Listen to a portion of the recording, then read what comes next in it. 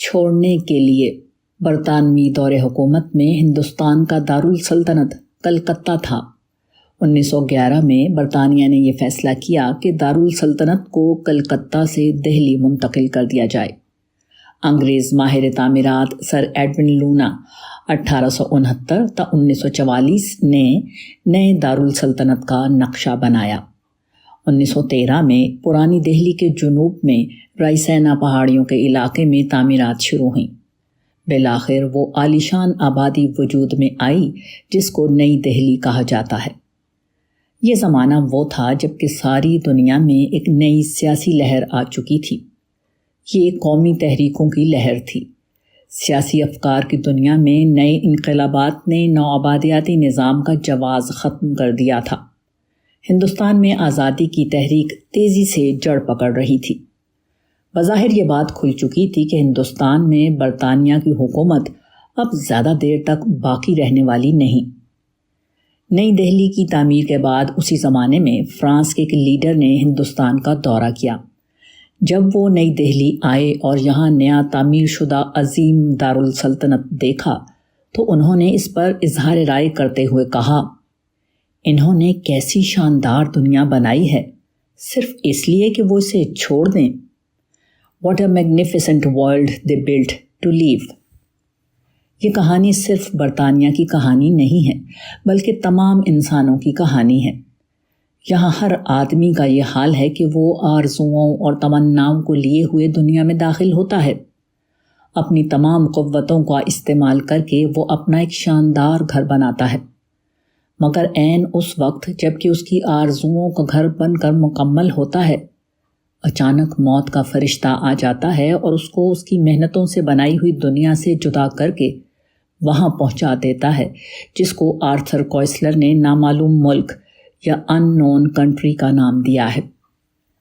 زندگی کی کہانی اگر اتنی ہی ہو تو کیسی عجیب دردناک کہانی ہے، مگر جس طرح دنیا کی ہر چیز اپنے جوڑے کے ساتھ مکمل ہوتی ہے، اسی طرح موجودہ دنیا کا بھی ایک تکمیلی جوڑا ہے، اور وہ جوڑا آخرت ہے۔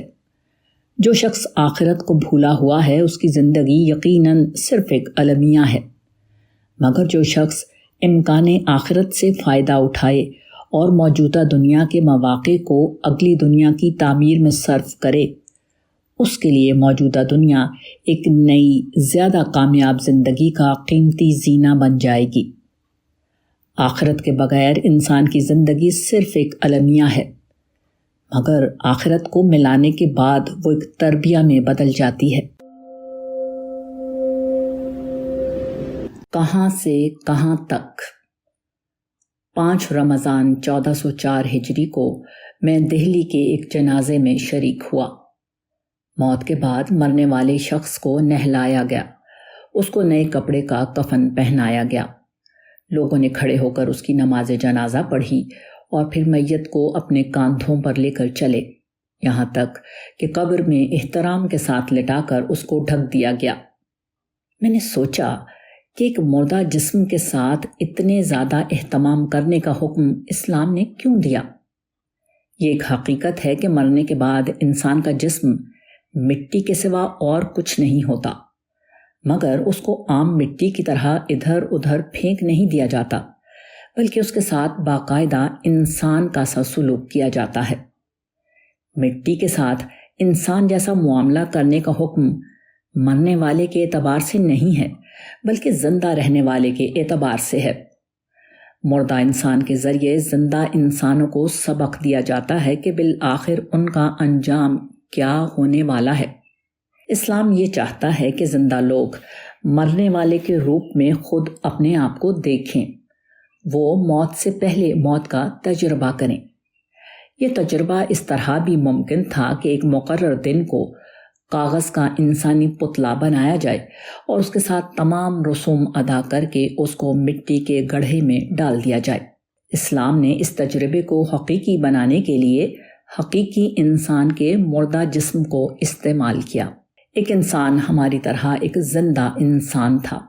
چلتے چلتے اس کے قدم جواب دے گئے، بولتے بولتے اس کی زبان بند ہو گئی، دیکھتے دیکھتے اس کی آنکھیں بے نور ہو گئیں، لوگوں کے نزدیک اس کی جو قیمت تھی وہ سب اچانک ختم ہو گئی۔ اب خدا اس واقعے کو استعمال کرتا ہے تاکہ اپنے جیسے ایک انسان کے ذریعے لوگوں کو زندگی کا سبق یاد دلا دے۔ لوگ اس کو اہتمام کے ساتھ تیار کرتے ہیں اور پھر لے کر چلتے ہیں، یہاں تک کہ آخری مرحلے میں پہنچ کر جب اس کو قبر کے گڑھے میں لٹا دیا جاتا ہے تو ہر آدمی یہ کرتا ہے کہ 3 بار اپنے ہاتھ میں مٹی لے کر قبر میں ڈالتا ہے۔ پہلی بار مٹی ڈالتے ہوئے وہ کہتا ہے منہا خلقناکم، اسی سے ہم نے تم کو پیدا کیا۔ جب وہ دوسری بار مٹی ڈالتا ہے تو کہتا ہے وفیہا نعیدکم، اسی میں ہم تم کو دوبارہ ڈالیں گے۔ اور پھر تیسری بار مٹی ڈالتے ہوئے وہ کہتا ہے ومنہا نخرجکم تارۃ اخری، اور اسی سے ہم تم کو دوبارہ نکالیں گے۔ یہ 3 بار مٹی ڈالنا اس پورے قصے کا کلائمیکس ہے۔ اس طرح ایک زندہ واقعے کے ذریعے بتایا جاتا ہے کہ انسان کیا ہے اور اس کا آخری انجام کیا۔ قریب مگر دور۔ ایئر انڈیا کا ایک جہاز بوئنگ 747 23 جون 1985 کو مونٹریال سے اڑا۔ اس پر جہاز کے عملے سمیت 329 آدمی سوار تھے۔ وہ مونٹریال سے لندن ہوتا ہوا دہلی آنے والا تھا۔ دہلی کے پام ایئرپورٹ پر حسب معمول بہت سے لوگ اپنے آنے والے عزیزوں اور مہمانوں کا انتظار کر رہے تھے۔ آنے والے مسافروں میں کچھ وہ لوگ تھے جو کمائی کر کے اپنے گھروں کو لوٹ رہے تھے، کچھ وہ لڑکے اور لڑکیاں تھیں جو ہندوستان میں شادی کرنے کے لیے آ رہے تھے، کچھ لوگ اپنے متعلقین سے ملنے کے لیے اپنے وطن پہنچنے والے تھے۔ اچانک خوشیاں غم میں تبدیل ہو گئیں۔ معلوم ہوا کہ جہاز اٹلانٹک کے اوپر پرواز کر رہا تھا کہ آئرلینڈ کے قریب اس کو حادثہ پیش آ گیا اور وہ برباد ہو کر سمندر میں گر پڑا۔ ہوائی اڈے پر مرنے والے مسافروں کی فہرست آویزاں کر دی گئی۔ تمام لوگ جو ہوائی اڈے پر انتظار کر رہے تھے وہ فہرست دیکھنے کے لیے متعلقہ بورڈ کی طرف دوڑے۔ اس موقع پر ایک انگریزی اخبار کے رپورٹر نے اپنا مشاہدہ بیان کرتے ہوئے یہ الفاظ لکھے ہیں: In their moment of stunned disbelief, each thought, "This could not be happening to me." But with merciless equality, the death list shattered all their hopes. ہوش اڑا دینے والی بے یقینی کے اس لمحے میں ہر ایک یہ سوچ رہا تھا کہ ایسا حادثہ میرے ساتھ پیش نہیں آ سکتا، مگر بے رحم مساوات کے ساتھ موت کی فہرست نے ان کی تمام امیدوں کو بکھیر دیا۔ ہندوستان ٹائمز 24 جون 1985۔ فہرست نے بتایا کہ ہوائی جہاز کے 329 مسافر سب کے سب اچانک حادثے کا شکار ہو کر ختم ہو چکے ہیں۔ ان میں سے کوئی بھی نہیں بچا جو اپنے انتظار کرنے والوں تک پہنچنے والا ہو۔ ہر روز اس دنیا میں بے شمار آدمی مر رہے ہیں۔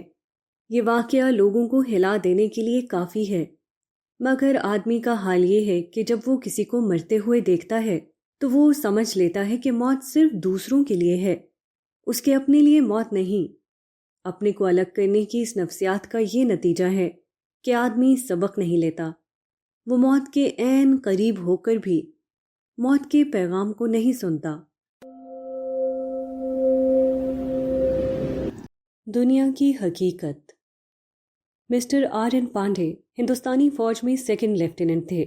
وہ 12 نومبر 1983 کو جموں توی ایکسپریس پر سوار ہوئے۔ ٹرین آگے بڑھی تو انہیں احساس ہوا کہ وہ غلط ٹرین پر سوار ہو گئے ہیں۔ انہیں دراصل اتکال ایکسپریس پر سوار ہونا چاہیے تھا۔ جب اوکھلا کا اسٹیشن آیا تو وہ 1st کلاس کا دروازہ کھول کر باہر کود پڑے۔ ٹرین اس وقت پوری رفتار میں تھی۔ وہ پہیے کے نیچے آ گئے اور اسی وقت کٹ کر مر گئے۔ ہندوستان ٹائمز 13 نومبر 1983۔ یہ واقعہ موجودہ دنیا میں انسان کی بے بسی کی ایک تصویر ہے۔ انسان ٹرین بناتا ہے، جب وہ اس پر بیٹھتا ہے تو وہ اس کو لے کر دوڑتی ہے اور منزل پر پہنچا دیتی ہے، مگر اسی ٹرین کے مقابلے میں انسان اتنا کمزور ہے کہ اس کے پہیے کے نیچے آنے کے بعد وہ اس کی زد سے اپنے آپ کو نہیں بچا سکتا۔ ایک کامیاب انسان ہے، وہ ایک بہت بڑے مکان میں رہتا ہے جو اس کی خوشحال زندگی کی علامت ہے۔ اس کے گھر کے سامنے موٹر کار کھڑی ہوئی ہے جو اس کی شان میں اضافہ کرتی ہے۔ وہ ایک کارخانے کا مالک ہے جو اس کی دولت اور ترقی کا سرچشمہ ہے۔ اس کے بے شمار ساتھی ہیں جو اس کی قوت و شوکت کا زندہ ثبوت ہیں۔ یہ وہ چیزیں ہیں جن سے آدمی کی دنیاوی ترقی کا اندازہ کیا جاتا ہے، لیکن اگر یہ تمام چیزیں سمیٹ کر اوپر سے آدمی کے سر پر گرائی جائیں تو وہ اس کی بربادی کا ذریعہ بن جائیں گی۔ یہ گویا ایک بہت بڑا ملبہ ہوگا جو آدمی کے اوپر ٹپک دیا گیا اور اس کے نیچے دب کر اس کا وجود فنا ہو گیا۔ اس مثال سے سمجھا جا سکتا ہے کہ دنیاوی ترقی کی حقیقت کیا ہے۔ دنیا کی تمام ترقیاں اسی وقت تک ترقیاں نظر آتی ہیں جب تک کہ وہ فریب کے روپ میں ہوں۔ جیسے ہی وہ اپنے اصلی روپ میں آئیں وہ صرف بربادی کا ڈھیر بن جاتی ہیں۔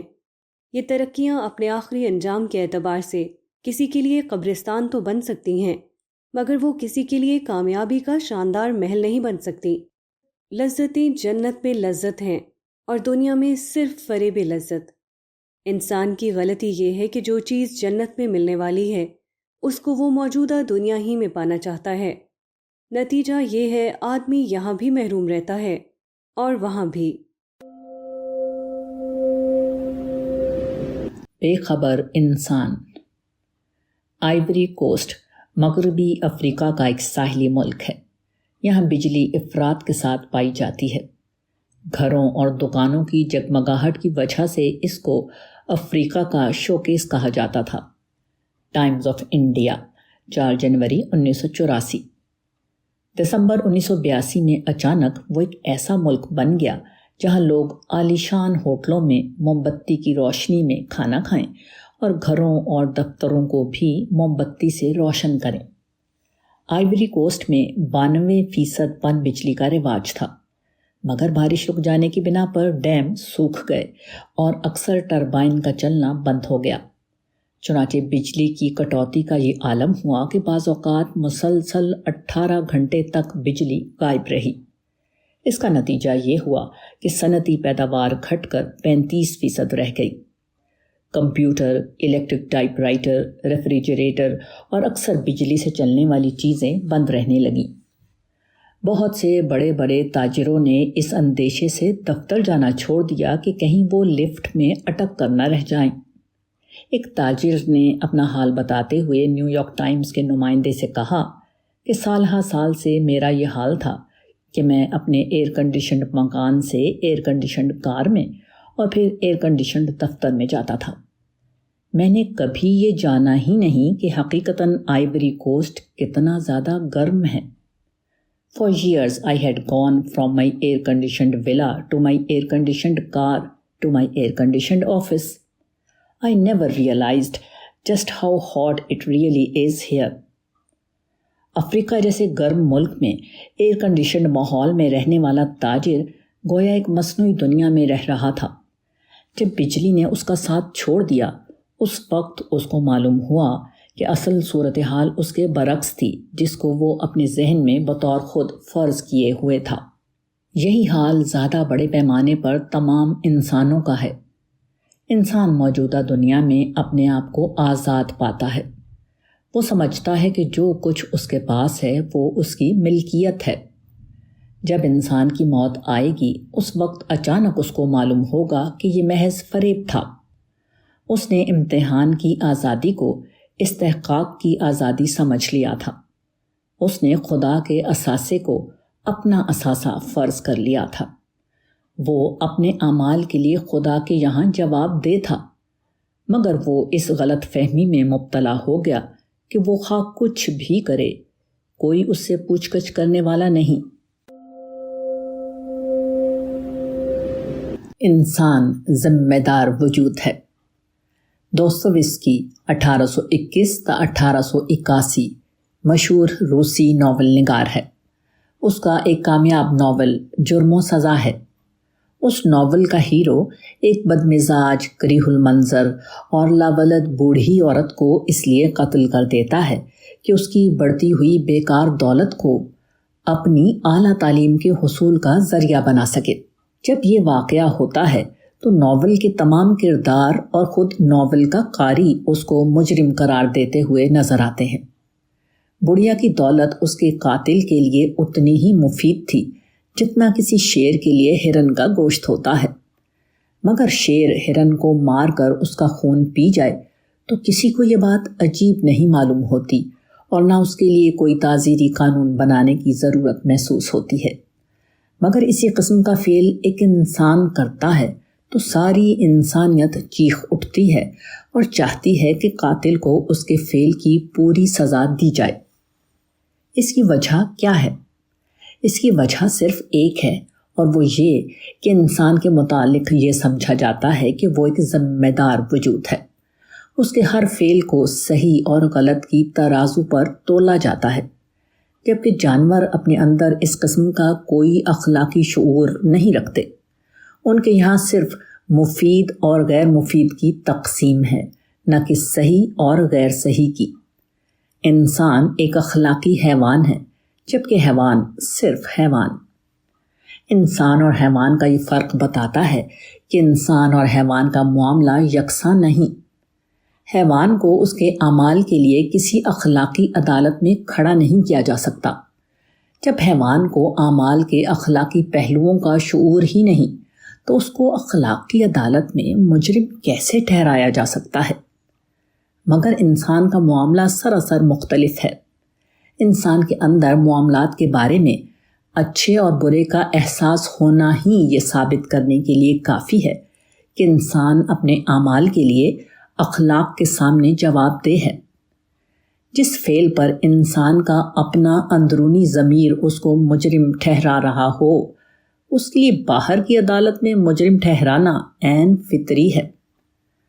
تاہم موجودہ دنیا میں ہم دیکھتے ہیں کہ یہاں کوئی ایسی عدالت نہیں جو آدمی کا اخلاقی احتساب کر سکے۔ یہاں آدمی اپنی مجرمانہ کارروائی کو خوبصورت الفاظ میں چھپا سکتا ہے۔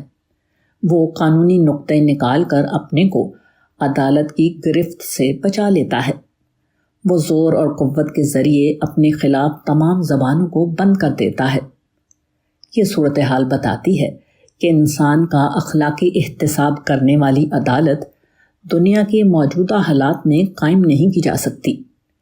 اس کے لیے ایک اور دنیا درکار ہے جہاں وہ تمام مواقع کامل صورت میں جمع ہوں جو اس پیچیدہ کام کے لیے ضروری ہیں۔ انسان کا المیہ۔ خدا نے ایک دنیا بنائی ہے، بے حد حسین اور انتہائی لذیذ دنیا۔ خدا نے اس دنیا میں آدمی کے لیے وہ سب کچھ جمع کر دیا ہے جس کو وہ چاہتا ہے۔ اس کے بعد خدا نے اس پرکیف دنیا میں انسان کو بسایا اور لکھ دیا کہ انسان اس دنیا کو صرف دیکھے گا، وہ اس کو پا نہ سکے گا۔ دنیا کا سکھ اور اس کی لذتیں آدمی کو اپنی طرف کھینچتی ہیں، مگر یہ ایک حقیقت ہے کہ اس دنیا کا سکھ اور اس کی لذتیں آدمی کے لیے ناقابل حصول ہیں۔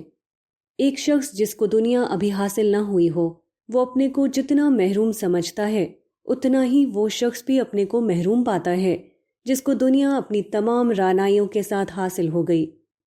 بمبئی کا ایک فلم پروڈیوسر ہے گل آنند۔ اس کی شادی ایک خوبصورت عورت سے ہوئی جس کا نام شوبھا تھا۔ بظاہر اس جوڑے کے پاس وہ سب کچھ تھا جس کی کوئی شخص تمنا کر سکتا ہے۔ بمبئی میں ان کے پاس کئی شاندار مکانات تھے جہاں وہ خوشیوں کی جنت میں رہنے لگے، مگر کچھ دنوں کے بعد انہیں ایک کمی کا احساس ہونے لگا۔ وہ 2 ہونے کے باوجود ابھی تک اولاد سے محروم ہیں۔ اس احساس نے دونوں کے درمیان ایک خاموش دوری پیدا کرنی شروع کی۔ بالآخر انہوں نے ایک مقامی یتیم خانے سے ایک چھوٹا بچہ اور ایک چھوٹی بچی حاصل کی۔ وہ بیٹے اور بیٹی کے طور پر ان کی پرورش کرنے لگے۔ تاہم یہ مصنوعی تدبیر ان کی محرومی کے احساس کو ختم نہ کر سکی۔ بالآخر دوری یہاں تک بڑھی کہ دونوں الگ الگ مکانوں میں رہنے لگے۔ شوبھا کے ڈاکٹروں نے تجویز کیا کہ اس کو ذہنی اختلال ہے۔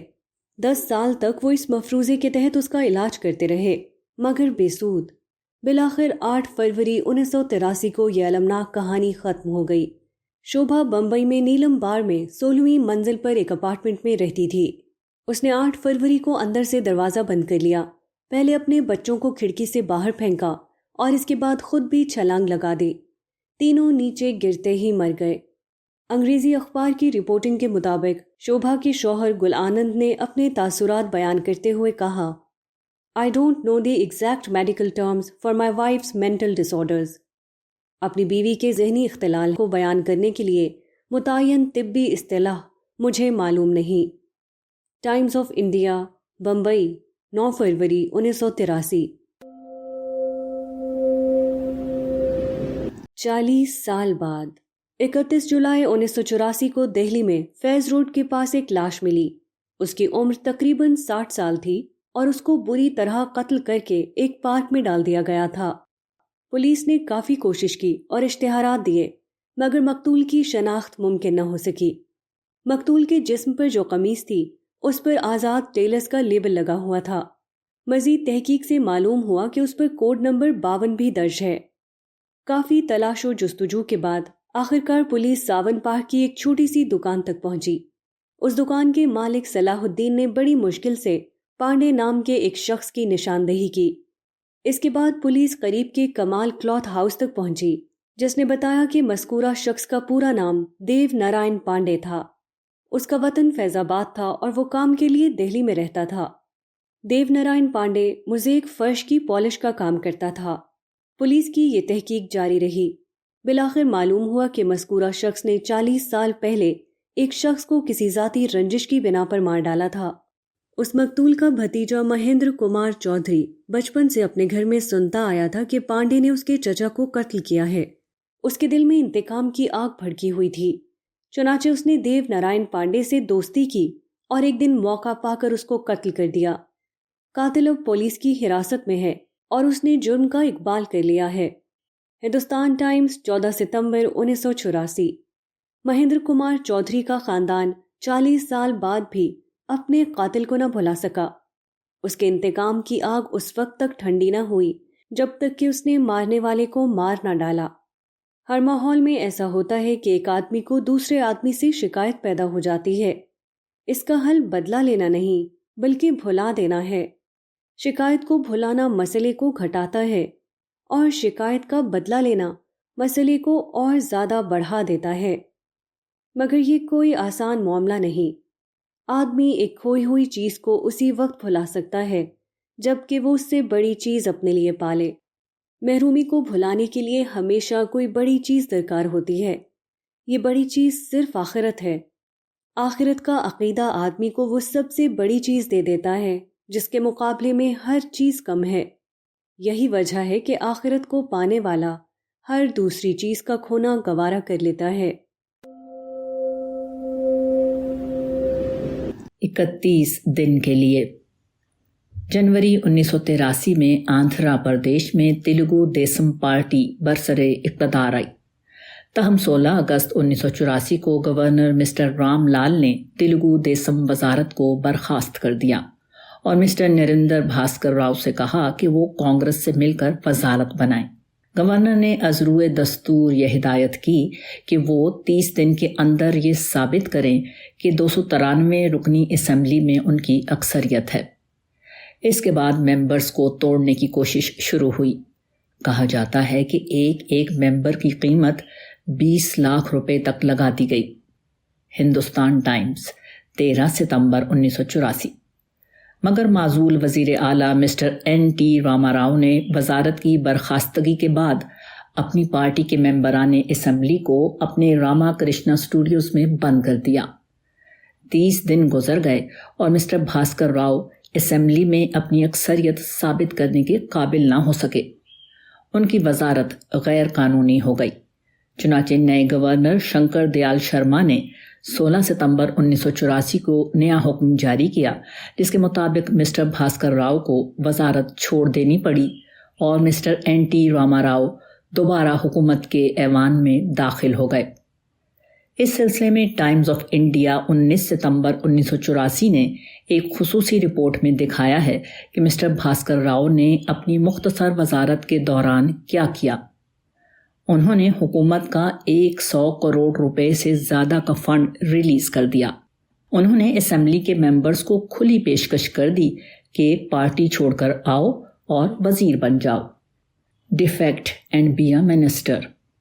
इस किस्म की तफसीलात पेश करते हुए मज़कूरा अखबार का नामानिगार लिखता है कि मिस्टर भास्कर राव 31 दिन तक वजीर आला रहे। इस गैर यकीनी मुद्दत में उन्होंने इस तरह अमल किया गोया कि वो इस ओहदे पर 100 साल तक रहने के लिए आए थे। During his 31-day uncertain career as chief minister, Mr. Bhaskar Rao behaved and acted as if he had come to stay for 100 years. یہی ہر آدمی کا حال ہے. موجودہ دنیا میں ہر آدمی صرف 30 دن کے لیے آیا ہے، مگر وہ اس طرح رہتا ہے جیسے کہ وہ 100 سال سے پہلے یہاں سے جانے والا نہیں. کیسا عجیب ہے موجودہ دنیا میں انسان کا آنا اور کیسا عجیب ہے اس کا یہاں سے جانا. سب سے بڑی خبر. ایک MC نوجوان دہلی میں سرکاری ملازم ہیں. ان سے میری پرانی ملاقات ہے. ایک روز میں کسی کام سے باہر گیا ہوا تھا. رات کو واپس آیا تو گھر والوں نے بتایا کہ آج مذکورہ نوجوان کئی بار آپ سے ملنے کے لیے آ چکے ہیں. ابھی باتیں ہو رہی تھیں کہ گھنٹی بجی، دروازہ کھولا گیا تو مذکورہ نوجوان تیسری بار مجھ سے ملنے کے لیے دروازے پر موجود تھے. مجھ کو دیکھتے ہی وہ مسکرا کر بولے، آج میں آپ کو ایک بڑی خوشخبری دینے آیا ہوں. اس کے بعد انہوں نے بتایا کہ میرا پروموشن ہو گیا ہے اور اب میری تنخواہ میں 100 روپے ماہوار کا اضافہ ہو جائے گا. میں نے سوچا کہ آدمی کے پاس اگر کوئی اہم خبر ہو تو وہ اس کو چھپانے پر قادر نہیں ہو سکتا. اہم خبر کو آدمی بتا کر رہتا ہے، بلکہ وہ ڈھونڈتا ہے کہ کوئی ملے تاکہ وہ اس کو بتا سکے. کسی نے نئی کار خریدی ہو یا نیا مکان بنایا ہو تو اس کا چرچا کیے بغیر وہ رہ نہیں سکتا. کسی مجلس میں اگر اس کی کار یا اس کا مکان موضوع گفتگو نہ ہو تو وہ کسی نہ کسی طرح موضوع کو بدل کر ایسے رخ پر لاتا ہے کہ وہ اپنی نئی کار اور نئے مکان کی خبر لوگوں کو دے سکے. یہ انسانی فطرت ہے. کوئی بھی انسان ایسا نہیں ہو سکتا کہ وہ اپنی اہم خبر کو دوسروں کو سنانے کے لیے بے قرار نہ رہتا ہو. آج بے شمار آوازیں فضا میں پھیلی ہوئی ہیں. ہر ایک کے پاس کوئی نہ کوئی پیغام ہے جس کو وہ دوسروں تک پہنچانا چاہتا ہے، مگر سنانے والوں کی بھیڑ میں کوئی آخرت کی خبر سنانے والا نہیں، کوئی جنت اور جہنم سے آگاہ کرنے والا نہیں. اس کا مطلب یہ ہے کہ بولنے اور لکھنے والوں کے پاس آخرت کی خبر ہی نہیں. ہر ایک کے پاس دنیا کی کوئی نہ کوئی خبر ہے، آخرت کی خبر کسی کے پاس موجود ہی نہیں.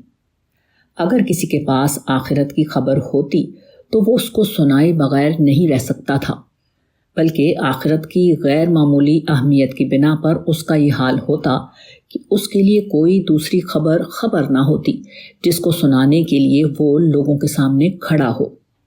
وہ اپنی ساری طاقت اور سارا وقت بس آخرت کی خبر سنانے میں لگا دیتا.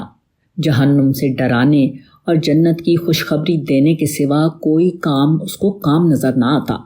اگر یہ معلوم ہو کہ اگلے چند لمحے کے بعد بھونچال آنے والا ہے یا آتش فشاں پھٹنے والا ہے تو ہر آدمی اسی کا تذکرہ کرنے میں مشغول ہوگا. ہر دوسری بات کو بھول کر لوگ آنے والے ہولناک لمحے پر بات کرتے ہوئے نظر آئیں گے، مگر تقریر کرنے والے تقریریں کر رہے ہیں اور مضامین لکھنے والے مضامین لکھ رہے ہیں. مگر یہ سب چیزیں قیامت کے تذکرے سے اس طرح خالی ہوتی ہیں جیسے کہ لوگوں کو آنے والے ہولناک دن کی خبر ہی نہیں. آدمی اکثر اپنے گرد و پیش کے مسائل میں الجھا رہتا ہے. ذاتی یا قومی قسم کے معاشی، سیاسی اور سماجی واقعات جن کا وہ اپنے آس پاس تجربہ کرتا ہے وہ انہی کو واقعہ سمجھتا ہے اور انہی کے چرچے میں مشغول رہتا ہے. مگر سب سے بڑا مسئلہ قیامت کا مسئلہ ہے. قیامت ہماری نگاہوں سے اوجھل ہے، مگر وہ ہونے والے تمام واقعات میں سب سے بڑا واقعہ ہے. وہ تمام واقعات سے زیادہ اس قابل ہے کہ اس کا چرچا کیا جائے.